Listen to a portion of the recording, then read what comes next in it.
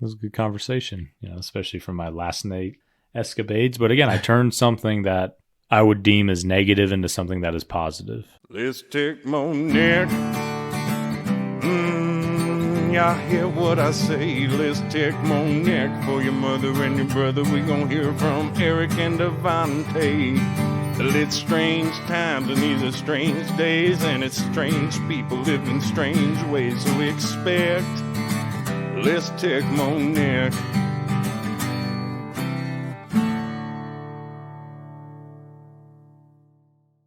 Welcome back to Let's Tech More Nick. I'm DeVanté. And this is Eric. And today, Eric has something that he wants to go over with us. Something interesting that happened to him last night, actually. Eric, take over, buddy. Well, why is it interesting things happening to me? My life has been a fucking roller coaster. So again, this is a good example of what happens when you don't have stability in your life. I think I'm pretty much a textbook of a guy that's like, out here pretending to be Genghis Khan. And again, once you pop the top, it's very hard to stop. So what he's referring to is I was reached out to last night by an old friend who we had met online. Actually, we did talk about this last night. She said it was 2021. Hey, you want to hang out? Essentially, code word for hooking up today. And I was like, I'm kind of working on myself. I don't know. She's like, well, I am available. And obviously any man that's listening to this right now is like, oh, a girl is just asking for casual sex. Yeah, very hard to say no to that. So I told her to come over, and I was like, well, I'll see what happens. And I'm being very sincere right here. I was like, you can come over. I mean, I knew deep down what was going to happen.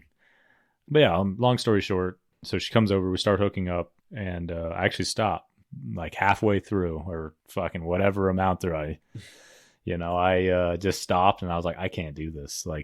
Just no nut, nothing. Just stopped, and I think she thought something was wrong with me. She's like, what the fuck? Are you okay? And again, remember, how we perceive sex is very different for a man and woman. And obviously, men listening to this, you're just like, holy shit, just stopped? I think, I don't know, DeVanté, is that pretty crazy to think about? That's extremely crazy to think about. Also, this is going to be my first time hearing this full story, too. So I'm right there with all the listeners of hearing this for the first time as well. Yeah, I've done it before because I've had these conscious thoughts come up of wow, I literally can feel the dopamine basically from my limbic system into my frontal cortex building up while I'm doing it, while I simultaneously don't care on a deeper level about the person I'm having sex with. And, that's really what our culture has created. And, I became aware of this probably 2 years ago, but it's such a powerful drug. I mean, it's been a roller coaster. Sometimes I'm able to go without it. Sometimes I can't. If a girl hits me up, it's hard to say no. I mean, any straight man with a sex drive that's listening to this knows it's like, if a girl's offering you that free, no consequence, no dates, no nothing, hard thing to turn down. Now, granted, I get that only a small percentage of men are getting these offers. It's not every man. So anyways, I stopped, told her this is what I'm feeling. I'm really trying to turn over this new leaf. I need to stop, and I can't finish because then I'm going to reward my brain, the dopamine circuit, with oxytocin, which is essentially that kind of relaxation feeling for all the men listening or women listening. This is what it's like when a man orgasms. You get a ton of oxytocin, and that essentially is the relaxation feeling in the body. So I kind of wrote it, and I literally just was riding the edge, and I was like, can we just talk about how we met and everything that's kind of transpired in our lives the last 2 years? Because I don't even remember which dating app I met her on. I was like, especially 2 years ago, I've kind of cycled through a few of them, just shits and gigs. It's right at your fingertips now. And she's like, yeah, sure. We met on actually Facebook dating.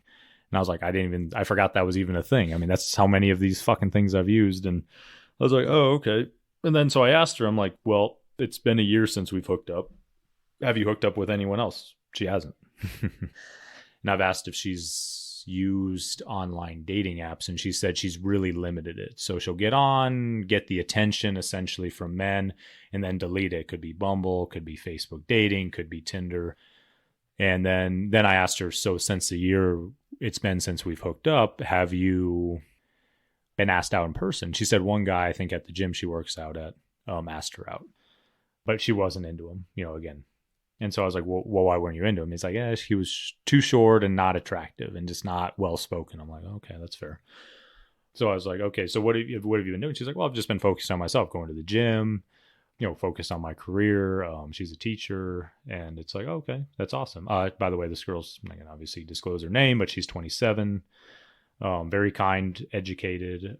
And so I was like, okay, so are you using any dating apps now? And she said, no. So last night, now, remember, this entire time I'm riding this edge where I'm just like, everything in my body is just like, beat that ass up, like, go beat that ass. And it's like, nope, not gonna do that. I was like, I want to focus all of my energy on creating. Like, I want to make all of my experience with people not transactional. And I would argue sex is one of the most base transactional things there is in today's society, when in reality, as stimulating as it is literally your body saying you're making a child with this person.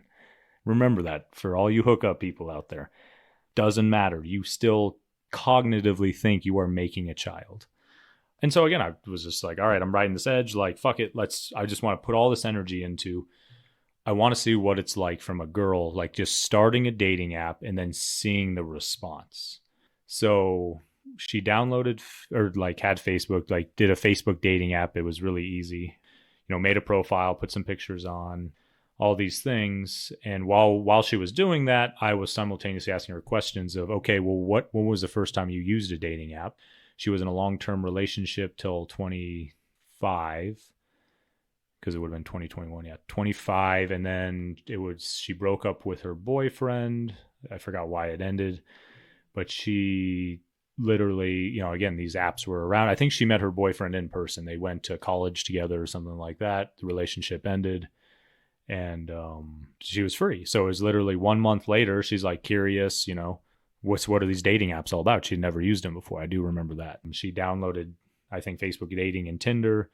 And obviously we met on Facebook dating. And I asked her, because I was the first person she had been with since her ex. I think she had been with like 2 other guys before, like longer term relationships, and then me.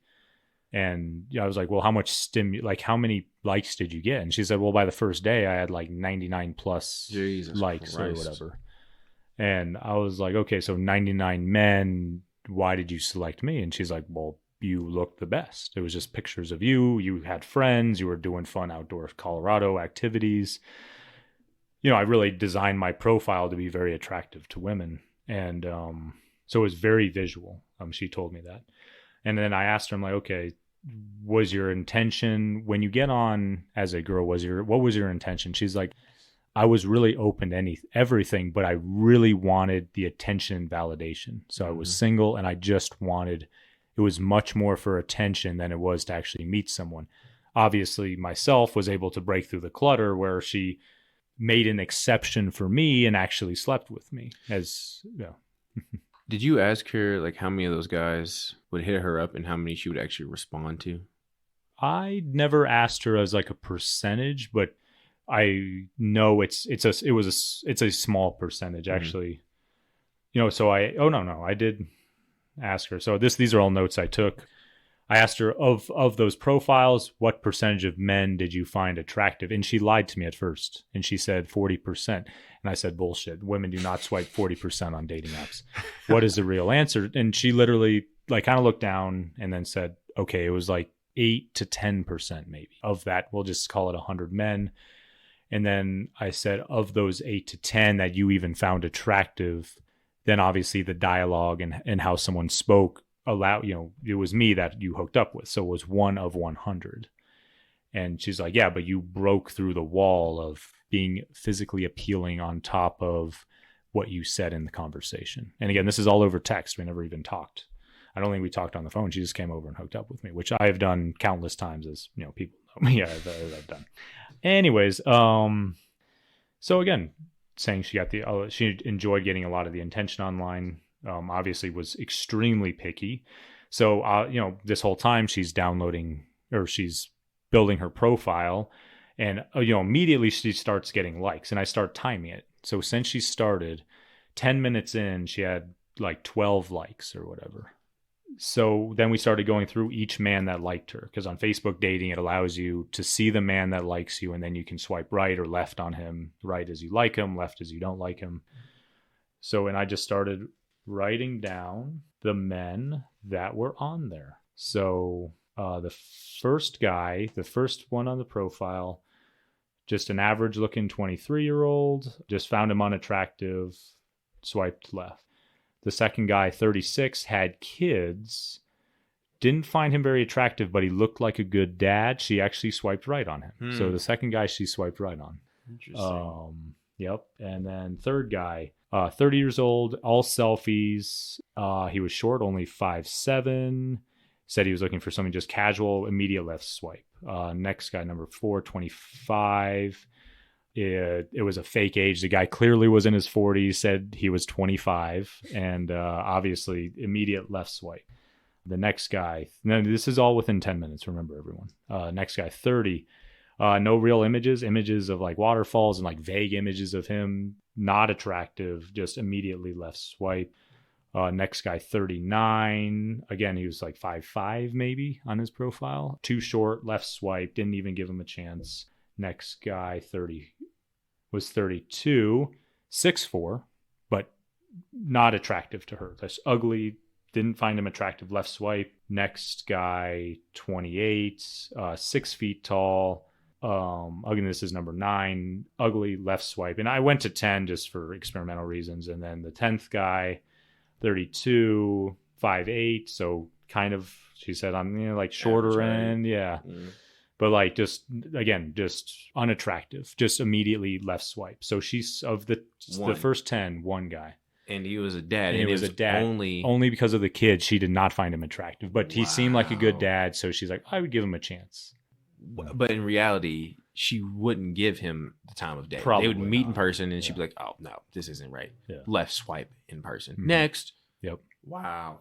That was all within 10 minutes, and there was more. It was 14. Actually, by the morning, I asked her how many she had. I think it was 40. By the time she got home, it was 40 likes, and by the morning, it was like 80. So it's interesting that she swiped left on the couple dudes who were just too short, 5'5", 5'7". Yeah. Swiped left immediately. Yep. The dude that was 6'4", still swiped left. Like it was like, oh, intriguing. You could tell it was like, oh, 6'4", but then like just did not find him attractive.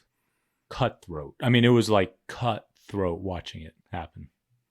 So did you ask her like what she actually wanted? So, I realized this was more of a thought experiment. Ironically, I did talk to her today. She is still using it. She has a date set up this Saturday with a guy. Oh, I think anybody, let's be honest, okay?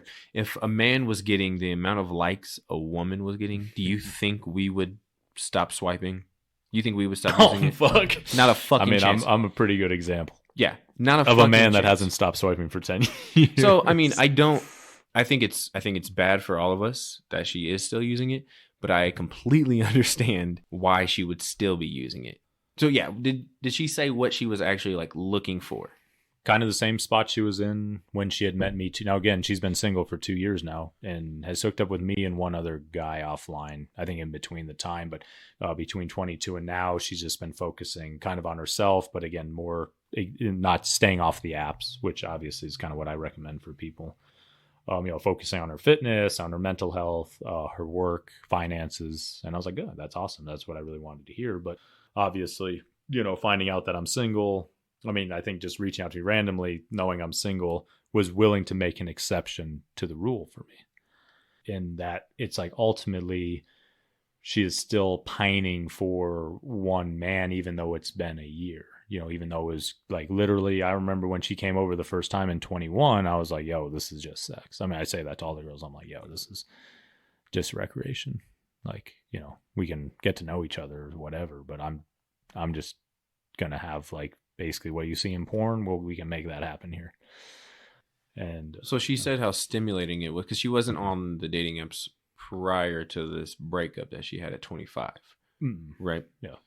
So did she tell you and admit to you how stimulating it was to be on that? Oh yeah, she literally attention, it was really attention. It was just like that is I would imagine for a female, the getting pursued by many men, being desired by many men, with obviously where these men don't have to actually look at you in the eyes and face rejection, is very stimulating, because then all of a sudden you think hundreds of or thousands of men really like you, because again, they don't have to come up to you, look you in the eye, gets told no, have to get your number. Did you ask her after all of this, let's say she actually meets a man, okay, that she actually wants. Did you ask her if she meets this man, you guys settle down for a while, do you think you'll actually be able to be faithful to this man knowing what is out there searching for you? Yeah. I mean, she said if she met somebody she really liked, I mean, it sounds like she's open to everything. And this is what I hear from most girls is hookups to a very serious relationship. Mm-hmm. But again, they'll, they hook up with the guys they want to be in a very serious relationship with normally. These are the top men. Like, again, you go back in time and you can see a very small percentage of men actually got to procreate. Most men didn't procreate through history. Almost all women did. At least they got pregnant. Whether they survived childbirth, especially, a couple thousand years ago, was a crapshoot, but they got pregnant. People were fucking. There's not 8 billion people on the planet because they weren't fucking. But it was a small percentage of men. I find it, now I don't know her, so I can't say anything. I've never been inside their brains. But I would find it pretty hard, and then maybe this is just me because I'm a man, but I would find it pretty hard to go from getting 1,000 likes to getting into a serious relationship, settling down, being with that one person. You could probably do it for 6 months to a year, I would say. And then realizing, holy shit, I'm with this one person. And then you go back to your mind and start thinking, I used to have all of these men all over me. I have options and options and options. That dude fucks up one time after that year. Do you actually stay with him? Do you have the strength to stay with that person? I would almost guarantee it's a no. I've talked to most of the girls I've hooked up with. Almost all of them are still single. While dating somebody. Yeah. And also, these are all people I haven't hooked up with. These are clients, friends, women that have been exposed to high levels of stimulation. Now, again, not just with technology, going to college, and because of the sexual revolution we've had, the feminist movement, sexual revolution, all fine and dandy, but it's like, cat's out of the bag. Like a very small percentage of men are actually attractive to women. And again, it's not sustainable. I mean, that's the best point, is it's like, you could tell talking to her yesterday, it's like, yeah, she would settle down with a guy if he checked enough boxes: successful, handsome, good sex, kind, intelligent. Like, you could rattle off a list of things, and what I would tell all women is that, well, you realize you're all looking for the same thing. Mm-hmm. If there's a good looking guy that walks into a room, other women are going to notice him. He starts talking, and all of a sudden it's like, wow, he's intelligent, he's charismatic, he's thoughtful. Every other girl is going to want that same guy. Yeah. The question I would ask you is, do you think that every man wants the same type of woman? Absolutely not. No, men want variety. Our sexual strategies are the opposite of women. Mm-hmm. We want to have as many sexual partners as we can get our hands on from a biological standpoint. Obviously, some men are able to act on it. Someone like Dan Brazilian, whatever the hell his name is. Or like, celebrities, athletes, rappers. I mean, those guys fucking make me look like, nothing. They have thousands of bodies. They're literally fucking relentlessly, because, they're higher up in the status hierarchy with billions of people in the world and the internet. They're able to connect with women. I mean, I know the Fresh and Fit podcast did an interview with Dan Brazilian. Bilzerian? Dan B. Dan B. Dan B will be his name. we all know who he is. Instagram playboy. Again, more power to him, But he was talking about how most of the women he sleeps with are in relationships. They literally, these are girls in LA, very attractive women that are dating guys, and they kick their men. Essentially, they kick their men to the curb and just go sleep with them. One girl was talking about, or he was saying, one girl would literally have her boyfriend drive her to his house to hang out. And it's Jesus like, Christ. that's unbelievable to me. Like the fact that a man would be Mhm. in that position, you would have. And that man right there Yeah. is not sleeping with multiple other women. No, fuck no. No. No. That's it. And then he knows that. I mean, again, these are very attractive women. He knows that's it. And he's like, well, I guess I have to share them, but He share doesn't- her. Yeah. Yeah, he doesn't think highly of himself. No, hell no. Because any man who's dropping his girl off to Get go fucked, see yeah. another dude does not think highly of himself, or it's one of his kinks. Oh. I know that's a thing, but more than likely, he just doesn't think highly of himself. He doesn't think he's deserving enough. He's like, I'm lucky enough to have this beautiful of a woman. Fuck it. If she fucks other people, who cares? As long as she's mine, she's not yours, dude. And that's, it's funny that a lot of these channels have come up and it's really promoting what I've been doing. I mean, they're just like, well, if you work on your physical health, I do that. I'm a personal trainer, mountain bike a lot, take care of myself physically, take care of your finances, definitely on top of that. You do all these things as a man, you become more attractive, and then you basically get to reap the rewards of being that man, and you get to sleep with a lot of women. Okay, I mean, I guess that is it's a view we can have, but then the problem is it's like, okay, so I'm like low on the totem pole of men doing this. So I've slept with a couple hundred women, and then, you got guys above me and they've started sleeping with thousands, and I guarantee you there's men that are egregious with it, that are just laying pipe that we can't even imagine. And it's like, okay, to what end though? I mean, trust me, every time I hook up, it's not like I feel great about myself. I don't. Even last night, I mean, I stopped for a reason. I knew that as soon as I got that oxytocin hit, I'd be like, fuck, like, yeah, it's recreational fun, but at what cost? Yeah, I'll sleep like a baby, but, at the end of the day, she'll be thinking of me. She'll think, oh my gosh, like, yeah, that was recreation. We're using protection, all of these things. But the idea is still that she would get pregnant. Because I asked her, because she felt really bad that I didn't come. She was literally like, I literally feel like there's something wrong. Like, I've never been with a guy that's just stopped and then never finished. And, obviously was like almost more disturbed by it. And I said, so even like, no matter how I came, like I could be jerking off to porn or just whatever, like ultimately me getting that release as a man that's your oxytocin. That's when, like your brain is the excited of, like I pleased my man, so to speak, even though I'm not your man, this is a hookup.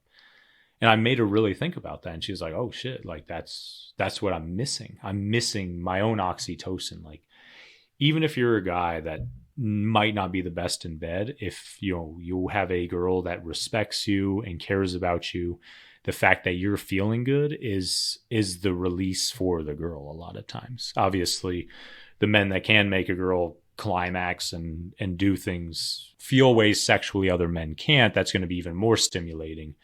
But really, it comes down to, is this man protecting, provisioning, doing what men used to do? And I mean, look at my life. Hell no. I'm provisioning for myself, making money for me and investing for me, and then I'm fucking for recreation. And, I mean, men are men. I mean, I look at myself and whether it's men having sex or polygamous males like myself, you're not protecting or providing for anything. You're just letting yourself wisp away into nothing. That's what I would argue. It's not a challenge at all. In men's defense, I get it. I mean, shit, we just ate dinner before recording this tonight. And there was two girls sitting across from us, attractive, young, college age females, probably early 20s. They were literally on their phones the entire time. And I could only see one's phone. She must have taken 20 different Snapchat selfies of herself. And she was sending them to I was looking at her phone, a bunch of different people. I'm sure a lot of men. And it's like, for sure. Yeah, it was just, her being cute at Fuzzy's, like drinking margaritas. Well, I didn't tell you this, but there was that little thicker girl that was sitting behind us. Like behind me? Yeah, like diagonal behind you. Yeah. That was sitting with her man. And she kept looking over at us the entire time. I saw that, yeah. The entire time. Like, we kept making eye contact. I was like, yeah, you're with your dude. Just like, stay there. Stop looking over here. Because she never looked over to the left at all. Because we were sitting to the right of her. Her head never once turned to the left. Her head stayed on the right, and she kept looking over there. Well, I saw it when we were leaving. She was standing in line. Yeah, standing in line. Yep. Yep. But that's, again, if you look at the natural kingdom, if you look at the monkeys, the strongest apes in an ape tribe, those men would get all of the women, But I mean, fair enough, we were the only two colored people in there. We were the only, I mean, again, not trying to stroke her ego. And I don't think we're like some stud muffins. Trust me, I'm not trying to say that at all. But we were probably the better looking men in there. Especially because we're older too. I mean, he's 27. I'm going to be 33. They're younger men. We went to the Fuzzies by campus. So they're men in their early 20s that just looked young. Mm. That's not as attractive to most females. And again, it's funny. I didn't notice that girl and the guy she was with. I mean, just from a pure looking standpoint, she kept looking at us. Which, I mean, nothing against the guy, but like he wasn't very fit. No, he wasn't very tall. Nothing against him, but you can tell he really didn't take care of himself that much. And I feel like they probably were together for a little bit, and she was just kind of over it. Well, it could have been a first date. It could have been a Tinder date. It could have been who knows.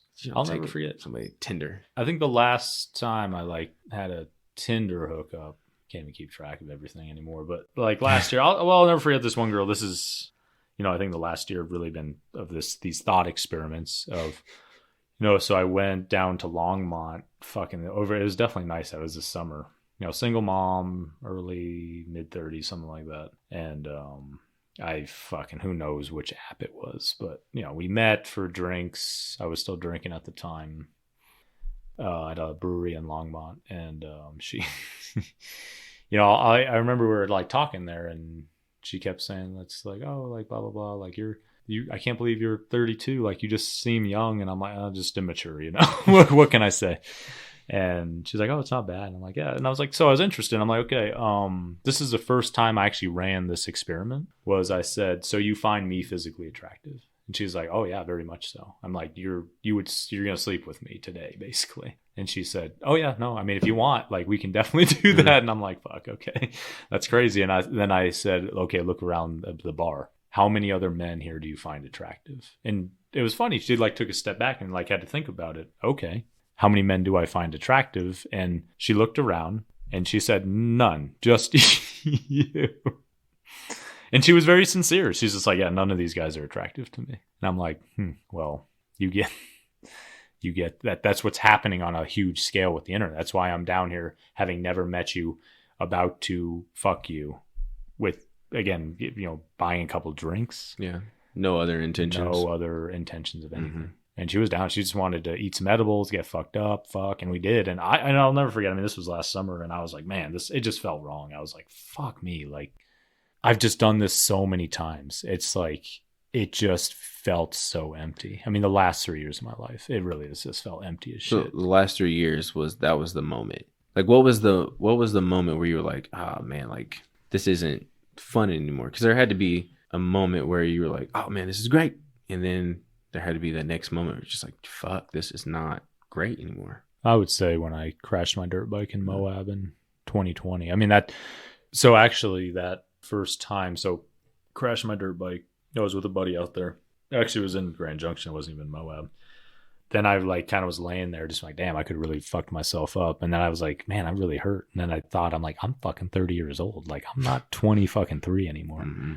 I'm 30 years old. And it's like, yeah, a lot of fun. I mean, I love mountain biking, being outside, just smashing dopamine levers. But I was like, what? This is what I want to do with my life? Mm-hmm. Like, this is like, my purpose is just like having fun. And it really set me back and made me think, I was so sore, the next day my buddy rode and I was like, I'm just going to chill in the hotel room. Funny story, downloaded Tinder, common theme to my life. I had a girl come to the hotel room within probably 3 or 4 hours, man. She literally showed up, just had broken up with her boyfriend, pretty common theme, mm-hmm. looking to hook up. She literally came to my hotel while my buddy was out riding. And, I couldn't believe it. I was like, so we were talking and I was talking about fuck, I'm old and my body hurts and all these things. And I mean, it didn't hurt that bad because I was, next thing I know, we're making out. She's fucking grabbing my dick and I'm fucking, just bricked up because shit, I think I was drinking too. I was drinking in the hotel room. I think I was eating edibles. So I was high, drunk. This girl's making out with me. She was cute, cute girl, fucking just yanking on my dick, just fucking. And I was like, I think we got naked. And I remember I was just, it's me. I'm a passionate lover. I fucking bent that ass over, and I'll never forget. I never fucked her. I literally was like just bricked up, like about to go inside her.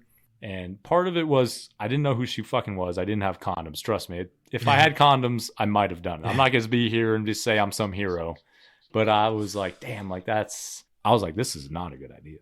Like my rational brain did kick in. And I was like, look, and then I did ask her, I'm like, are you on birth control? And she's like, no, I'm not. Like, you want to go get condoms? And I'm like, you're about to let me bareback you with it? And I was like, no, like, fuck no. Like, hey, and I was like, zip my pants back up. I'm just like, look, we just got to chill. And I think we talked a little bit, and then she ended up leaving. This podcast is going to be rated XXX. I mean, we went from helping people straight to Exotica in a heartbeat. Well, it's the story. No. I get you. No, for sure. Yeah. Open, it's not meant to vulnerable. be. Exactly. Hey, if you're jerking off to this right now, fuck, I guess. Do what you got to do. I mean, everybody's got some type of kink. I wonder if somebody's got a kink like that. Just listening to a podcast. Oh, fuck yeah. Just going off to it. Yeah. Like, I can't even imagine. Oh, there's some dude out there jerking off to the sound of your voice, DeVanté. Interesting. Flattered, actually. God bless you. God bless you. Hey, there could be a girl, playing with herself. Yeah, I mean, great. God bless you, too. Very flattered. Again, either way, male or female, very flattered that you are possibly masturbating to my voice. I should get another gig. Actually, I should do voiceovers for companies. If you're hearing this, if you know somebody, give me some voiceovers. Oh, so you just pulled up your pants and yeah, and then she went her own way. I mean, that was that moment. It was October of 2020 when I knew I was like, I need to change my life. That whole trip. I was like, man, if I died, I didn't care. I cared because I wouldn't want to upset my parents, but I was like, I feel like I've done everything. I've had 3 ways. Done kinky shit, fucking ridden dirt bikes all over the country, mountain biked all over the country, just gotten fucked up and had fun going to Vegas, doing all these fun things. And all of a sudden it was like everything was just over for me. It was like, what's the point? You're just going to do this till you're 40 and do this next 10 years of your life? You know what's crazy is I want to say that most men reach a point like that, but I'm really starting to think a lot of men do not reach a point to where they think that, where they're just like, man, they have to come to Jesus moment where they're like, fuck, I'm this old and like I've been not really doing anything well for society or myself. Mm-hmm. And I've noticed that quite a bit. There's a lot of people like not playing video games isn't the worst thing, but if it's all you do and you're not doing anything else and you make just enough money to pay your rent and you're playing video games the rest of the time, you got to have that come to Jesus moment where like, hey, what the fuck am I doing? I have to create some type of purpose out there because there is no purpose if you're doing that. But I mean, it's not just, I mean, that's we're saying from the men's perspective, from the female's perspective, same thing. I mean, I would actually argue women are definitely outperforming men now. More women I know in my personal life out-earn the men I know. And these are all women in their 30s. They have high levels of education. They're attorneys. They're execs in companies. And they're obviously going on online dates. They're not having kids. They're not getting married. And it's fine. I mean, again, do whatever you want. They're traveling the world. They're able to buy nice cars, nice things, nice places. You know, what's a theme, though, what I've noticed is that all these men who aren't really doing anything, they're very lonely. Right? They're not just alone. They're very lonely. Mm-hmm. But in the same respect, I think women are just as lonely later on in life, too. Absolutely. Because the men aren't doing anything, and they're very lonely. Most men in today's society are lonely. And the women are taking advantage of that, building their careers, which good on you. 100% great on you. But I would say women are very lonely too later on in life after they've done all of this stuff that they previously couldn't have done, but now they're doing it. I think when they hit like 40 years old, they're very lonely because they're like, oh man, I didn't settle down. I didn't find anything. I didn't create that purpose for me to care for something else because it was your career and stuff, but then you get your career and you realize, oh man, I'm doing this. But now the thing that I put ahead of everything else, I have it. But what else is there? And that's where I think women become lonely. Woman, if I am wrong, please tell me. I'd love to hear that, actually. What causes most of your loneliness? Because my mom, I'll make my mom an example here. Single mother, 2 kids. Her whole purpose was us, for sure, 100%. And then now that my brother and I are both out of the house, she still works godly amounts of hours as if she's still providing for somebody when she's not anymore. And she has 2 of my childhood dogs still. She got another dog, and now she has my brother's dog at the house. And she has 2 cats. And the only reason my mom is doing this is because she needs to take care of something. That gives her more purpose. It's taking care of those other things, because her whole life was taking care of her kids. And now she no longer has her kids to take care of. And so this makes her feel a lot less lonely. She won't admit it, but I know it. Yeah, and that's the thing. She had the kids. I mean, most people aren't having kids now. I think they've shown more women are turning 30 without kids than with kids in developed countries. I mean, that's real. That's a real statistic of people are no longer procreating. You know, again, if you look around, I mean, there's still families with kids. It's not like everyone is doing this, but from the people in my personal life, it's, again, more people are single without kids or married without kids than with kids. You know, it's a very interesting take because, you know, for our grandparents' generation, you didn't have a choice. I mean, there was, you know, limited birth control. Like you got married and you had kids. There weren't options. People have endless options now, where they want to live, who they want to be, what they want to do.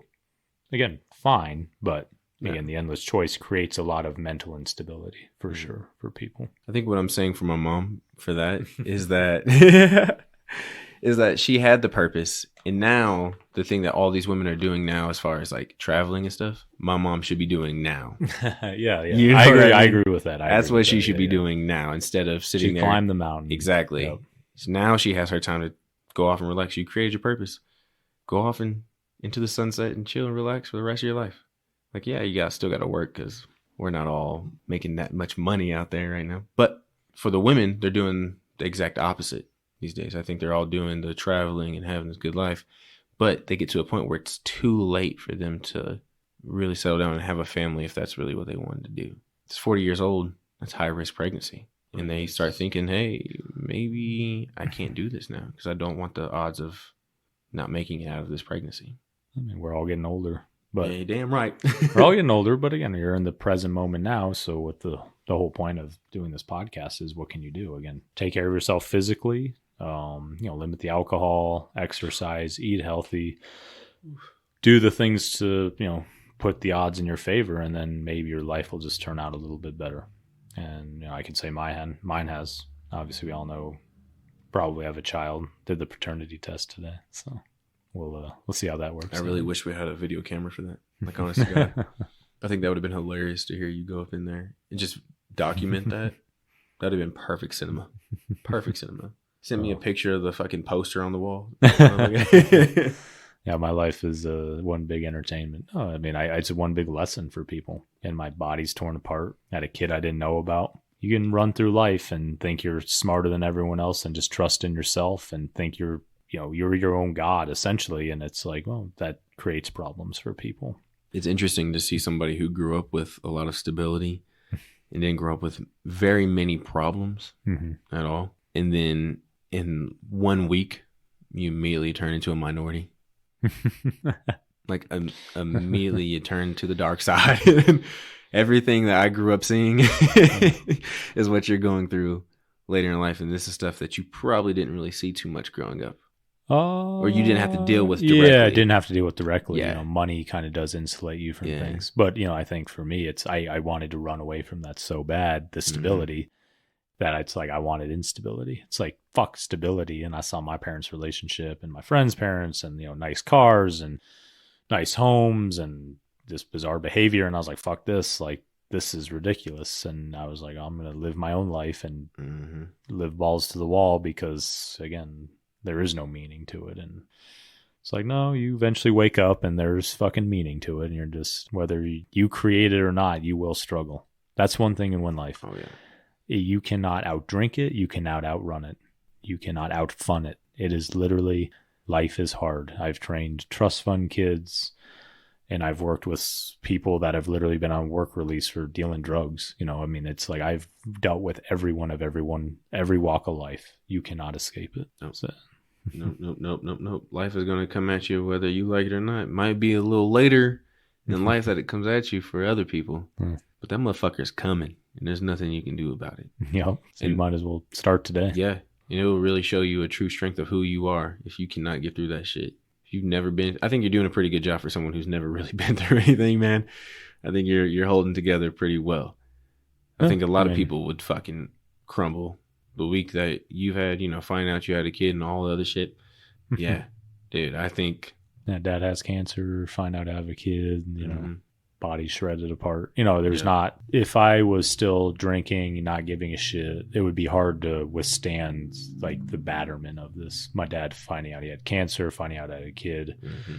And yeah, that's just for me. Now, I think everyone is different, but I was using alcohol as a way to escape for sure. It was just fun. And, but I know when you don't have, a deeper sense of purpose and you're just seeking fun, you get rocked by shit like this. And when you have more stability, for me, it's no drinking personally, taking care of myself, being mindful, not hooking up, trying to learn, trying to do other activities that aren't dopamine driven, especially with technology. Porn, hooking up is probably my big things, and alcohol. You really you're like, oh shit, like have a kid, like fucking let's be a dad. Let's fucking be a man. And I want to teach this kid so he doesn't fall in the same technology pitfalls that, I fell into. I don't want him watching porn. And if he does watch it, I want him to be able to talk about it with me. And that's something my parents never did. All of it. Like, hey, this is what I got to experience. This is how your brain works. This is what you're going to feel. And it's okay. It's safe. But doesn't mean you have to act on it. Doesn't mean you have to not care. Like I'm going to raise him. And what all my parents wanted is to even have a stronger version. They just wanted to give me opportunities and create a nice young man. And they have, for sure. I'm very odd and, but I am very kind. I try to be as honest as I can and be as kind as I can to people around me. But, they missed elements of it that I know I can even improve on for my kids so that he can go into this tech world and face it with more resilience than I have. I'd be curious what the listeners are dealing with out there. What are your ways of coping with things? If you have an unhealthy way of coping with something, like Eric was saying, porn, sex, alcohol, mine was porn. What is the way you deal with coping in escaping a certain thing? And what is it that you're going through, if you feel comfortable sharing that? Twitter is @moreneck. Go ahead and DM me if you want, or at me, and just respond to it and tell me what it is that you're doing that is negatively impacting your life in trying to escape what you're going through. Because we're all going through some shit. And what I have done is actively catch myself going to Pornhub and then looking at it and realizing, okay, this is not going to do anything for me today. And I immediately close it down. Damn. Good for you, man. Yeah. Not a lot of men can Bricked say they can up do and that. all. Yeah, not a lot of men can say they can do that. Close it down. And it's not easy, but it's because I've had the conscious thought. And it all started a couple months ago from trying to think that way. And it didn't always work. That's how I struggled. But now it works 6-7 times out of 10. Which is that's good. That's good, man. Whole lot yeah. better than what it used to be. Yeah. Because once Pornhub used to go up, that was it. You can bet your bottom I'm nutting. You can bet your bottom. The XXX episode. Yeah, this one's definitely hitting Exotica. No, it's real life. I mean, this is what the shit people aren't talking about. My parents never talked about it, and I think to actually my detriment. It's like cat's out of the bag. Like fucking, your kid has an iPhone. He's seen some shit. All right. Oh yeah.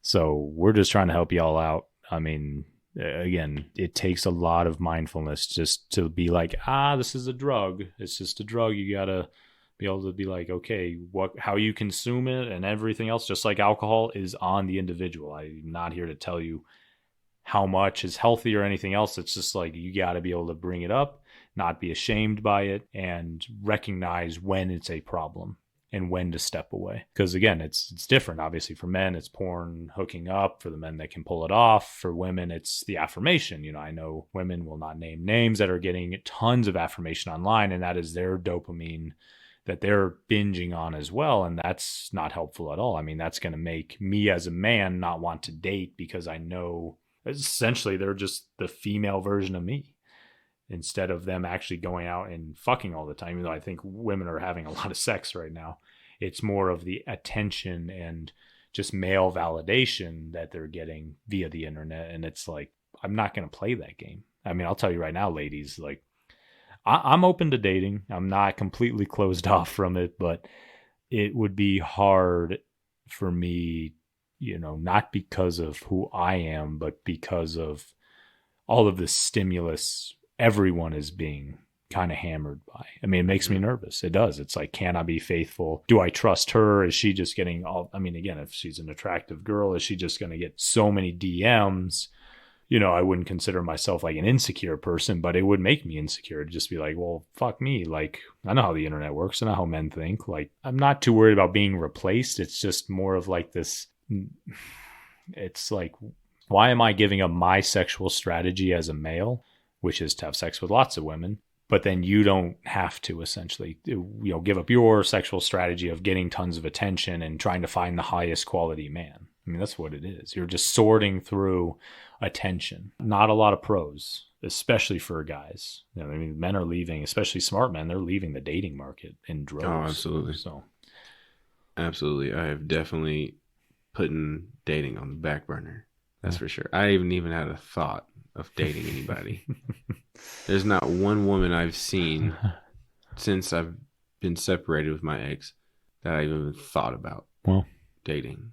That shit is just it's just so much. And then you got to put so much trust in somebody. Do you feel like it's like a hopeless feat, a hopeless endeavor? No, I have hope. I think there's going to be somebody out there that's going to reach the peace that I need, really, because now I know exactly more what I want. Whereas before, I thought I did. I really had no idea what the fuck I wanted. I just wanted someone who was attractive, really. But now I know much more of what I actually want. And there's definitely going to be somebody out there, but I'm not like searching for it. That's good. It's one of those things that's got to kind of just happen. That's good. And I think if more people have that attitude, men and women, it will happen more because we'll limit our choice. So if I do it, I'm not out blowing backs out. Girls aren't getting tons of attention. You're not out there blowing backs out. Girls aren't getting attention. I mean, again, it's the cycle. And if people can kind of pull themselves out of it, maybe there is hope. But again, it's going to take a lot of willpower because at AI, everyone is trust me, it's not like I don't think about downloading Tinder. I know I could fucking download that shit and fuck someone this week, but I'm not going to. Yeah. See, I haven't even really thought about fucking anybody. That's because we have different life experiences with that. True. But I think for me, not like I'm not in a relationship anymore. Mm-hmm. And like I'm so focused on getting to where I need to be, like in life. Yeah. Like, that's smart though. Exactly what I'm thinking of. I mean, like, don't get me wrong, I have Bumble and Hinge and all that, just because I think if I'm swiping through there, what's the chance of meeting somebody? It's pretty low, but there's a chance of connecting and meeting somebody. And I'm trying to get somebody off of Bumble and Hinge to come on here and speak about their experiences too. Somebody I've never met before. That's kind of the goal. Even in my Bumble profile, I have, hit me up on Twitter if you want to come on here. Yeah, but there's an opportunity of meeting somebody on there. Like, I'm open to it, but I'm not looking for it. That's good. I mean, I've got another buddy that said that same thing. Yeah, he's been going on a fuck ton of dates. Good looking guy, very fit, intelligent. So he can get dates, but he's looking to date seriously, and it's like it's a nightmare. I mean, it sounds like he's been on 4 different dates with like 3 different women the last week or 2, and it's like the endless choice. And then like one of them got mad that he's like, oh, well, I'm going out with another girl like tomorrow night, and even though that there's a bajillion men in her DMs or fucking whatever the fuck you call it on an online dating app. Only one. Yeah, it's on Hinge, and it's like, well, you realize that this man is, he's 6'2", very good looking, very intelligent, and it's like, yeah, other women are going to swipe right on him too. And that she got so offended by that, I thought that was actually kind of funny. That it's like, that she's just upset because it was probably the best guy she had met up with. Best looking and, tall, handsome, charismatic, and all those things, where it's like she's discounted thousands of men on Hinge. Yeah, it is what it is. Again, the challenge is go out and meet people in person, motherfuckers. It's all right. That's not nice to say, but no, seriously, go out. No, we have to see what's in your real life. Yeah. And again, if you're a man, Get out of your house. Get out of your house, but be a Your fucking house. man. Look a girl in the eyes. Ask her out. Don't just. Yeah. Or just spark up a conversation. Yeah. If you don't, You don't have to- I think the thing is with most men is like they have the fear of asking somebody out because of the rejection. I think they're just scared to just go say hi because of I think there is a lot, but if they get out of their head, like if you go up and talk to a woman, you don't have to ask her out. Mm-hmm. Just have a conversation with her. She's a human. It's going to make you feel a whole lot better. More confident. Because you're going to realize, oh, hey, I can just have a conversation with a woman. It's not a big deal. And then you'll start feeling like, okay. Just getting to that point. Maybe I should ask her out now. Fine. No, cool. Keep being what you are. But if it's yes, hey, there's a door right there that's opened up that probably hasn't opened up for you before. Mm-hmm. But just start a conversation with them. I don't think you need to stress out about fucking asking them out. That's what's going to kill your fucking mind. Mm-hmm. Oh, how do I ask them out? No, fuck that. Hey, how you doing? How's your day been? If you want to do all the small talk bullshit, which I don't do, do it. Confidence will go through the fucking roof. Promise. Yeah, no, I mean, that was basically stemmed, it was a good conversation, especially from my last night escapades. But again, I turned something that I would deem as negative into something that is positive. And that's, I would say, the theme of this episode, at least, is see if there's something in your life that's negative you can turn positive. Mm-hmm. Yeah, send that in the Twitter as well, @moreneck. Just want you guys to be more involved. That's it. Get with us. Till next time. This has been Less Tech, More Neck. With Eric. And Big D. Let's take more neck. Y'all hear what I say? Let's take more neck for your mother and your brother. We gon' hear from Eric and DeVanté. It's strange times and these are strange days, and it's strange people living strange ways. So expect let's take more neck.